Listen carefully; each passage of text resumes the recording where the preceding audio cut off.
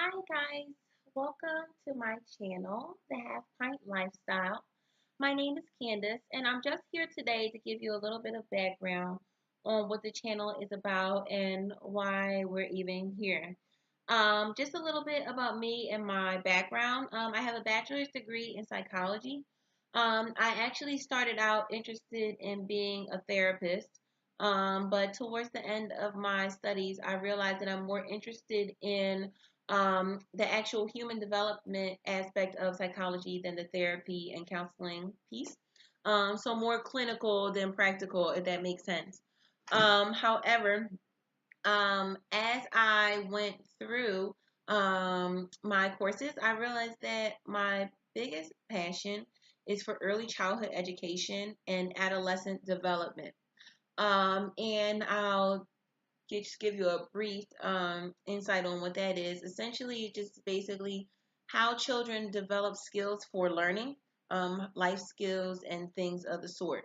What things motivate us to become certain ways or develop in certain ways, and how we can affect it for the better. So that's really been my passion. And from there, I actually became a mom right out of college, immediately out of college. I graduated in December. I started school early, so I finished a little early, and I graduated from college in December. And then I found out in January that I was pregnant with my daughter, who is now almost 10 years old. My daughter actually is the reason for my passion. When she was born, I had the opportunity to see these developmental things hands on. I had the ability to actually have an effect on these things that I had been studying. So when I'm looking at Brothenbrenner, I can never say that word name, Brothenbrenner, but you probably honestly don't care who that is, so ignore. Or Freud or things like that. When I'm looking at all of these philosophies and all of these theories and these psychological theories, um, of development, I actually had the opportunity to see how they would play out in my child. So kind of like a long-term, I don't know, study or investigation that I did with my daughter, just implementing different things and seeing how they pan out over time. So I've had a unique experience with that. Also, I now have a 3-year old who is completely different. So it gives me just the opportunity to have a hands-on approach with my own children and understand different perspectives as a mom.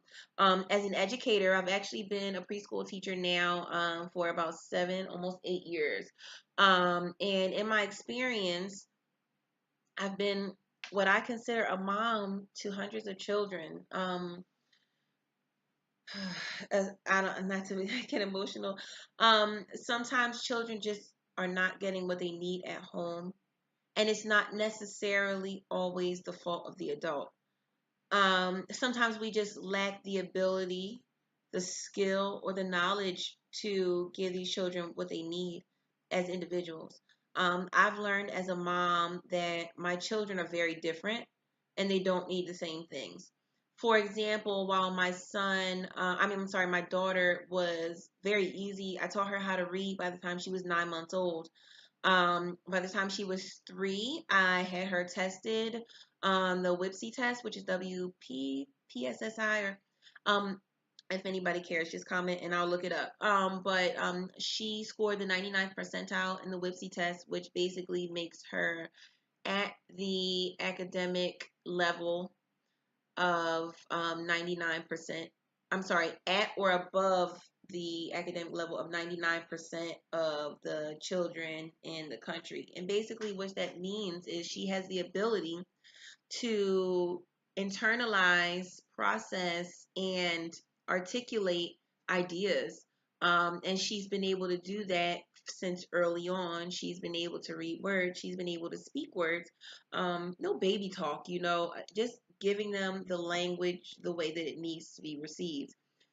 But anywho, we'll talk about that later. But my daughter was easy. I could sit her down, show her a video, talk to her about the video, reward her with a snack. The next day, I would ask her the questions again. She'd be right on it. I'll give her a snack again, Pavlov and all that.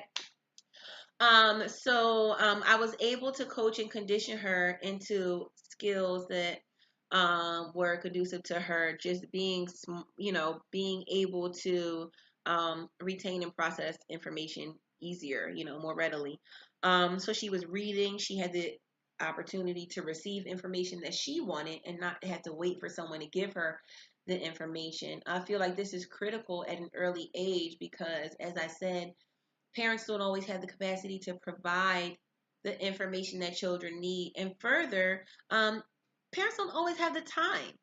You can, if your kid is interested in dinosaurs and you just don't have the time to research paleontology and understand what the stuff, all of the terms, buy them a book and give them the tools to read the book.